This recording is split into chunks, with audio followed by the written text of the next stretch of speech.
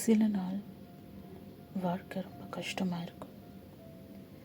யார்கிட்டையும் பேச தோணாது, சிரிக்க முடியாது.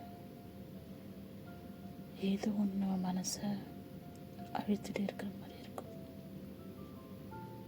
அன்றைக்கி நான் பீச்சுக்கு போயிருந்தேன். எல்லாரும் கடலை பார்த்துட்டு இருந்தாங்க. ஆனால் என் கண்ணை ஒரு சின்ன பையன் போய் நினைச்சு. அவன் ஒரு பட்டம் விட ட்ரை பண்ணிட்டு இருந்தான். ஆனால் ஒவ்வொரு முறையும் பட்டம் கீழே விழுந்துச்சு.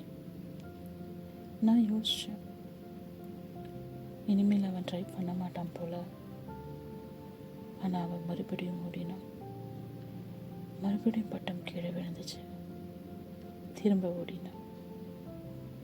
ஆனால் இந்த முறை காற்று கொஞ்சம் பலமாக அடிச்சது. பட்டம் மெதுவாக மேலே எழுந்துச்சு. அப்புறம் வானத்தில் அழகாக பறக்க ஆரம்பிச்சது. பையன் சிரிச்சான். அந்த சிரிப்பை பார்த்த உடனே எனக்கு ஒரு விஷயம் புரிஞ்சுது.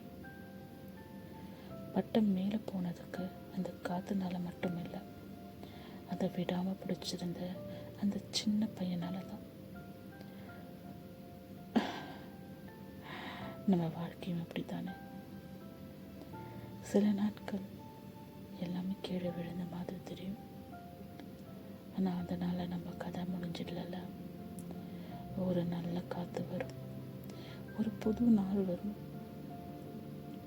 அது வரைக்கும் கையை வச்சாதீங்க.